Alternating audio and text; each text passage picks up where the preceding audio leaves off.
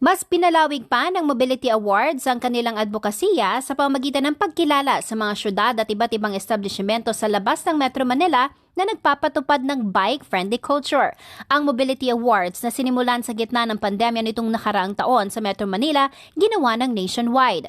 Ayon kay Nazreen Castro, branch manager ng The Climate Reality Philippines, na isa sa mga grupo na bumubuo ng Mobility Awards, nais nilang bigyan ng pagkilala ang mga LGU, workplaces at business establishments sa labas naman ng Metro Manila. Hindi may kakaila na maraming umasa sa mga bisikleta ngayong panahon ng pandemya, lalo noong mga panahon ay pinagbawal ang mga pampublikong transportasyon bilang pag-iwas na rin sa banta ng virus transmission.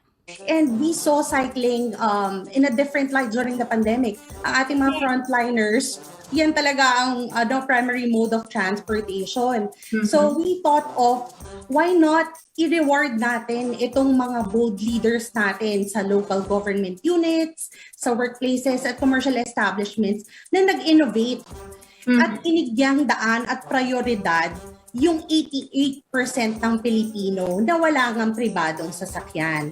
And it has been successful, and we thought of why not recognize other cities naman na baka mas higit pa ang ginagawa.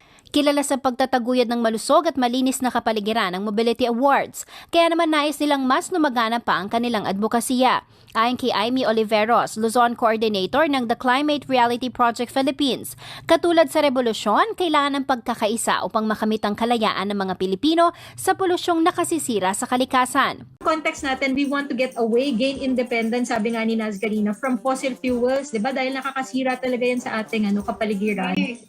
And promote natin yung mobility. Para sa lahat, di ba? Priority natin yung mga pedestrians, hindi naman yung mga sasakyan. May 3 kategorya para sa Mobility Awards, kabilang ang bicycle-friendly cities, bicycle-friendly workplaces, at ang bike-friendly establishments.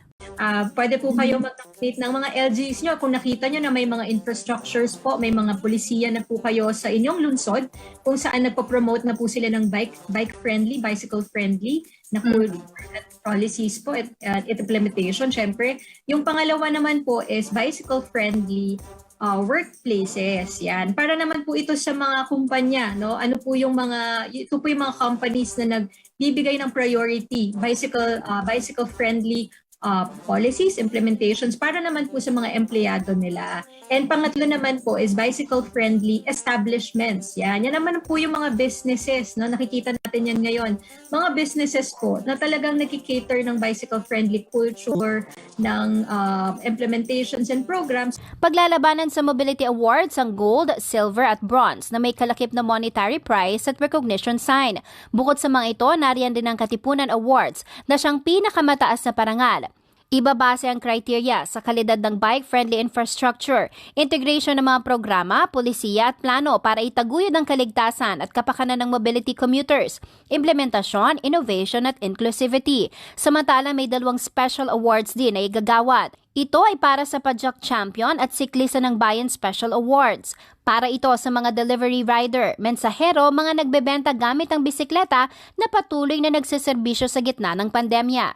Sa November 5 ang deadline para sa nominasyon sa bicycle-friendly cities, bicycle-friendly workplaces at ang bike-friendly establishments, habang sa November 7 naman ang deadline para sa nominasyon sa 2 special awards. Sa mga nais mag-nominate, maaaring bumisita sa kanilang website na mobilityawards.ph. Iniinganyo po namin ang aming mga karehiyon. Actually, I'm also from Luzon. So we encourage everyone to nominate your bicycle-friendly cities, workplace, and commercial establishments. Ang mga commercial establishments po, yan mga restaurants natin, yan mga bilihan po natin para lang po ma-separate natin from workplace at commercial establishment. Ang nomination po ay ongoing, kaya po nominate. Jennifer Salenga, CLTV News.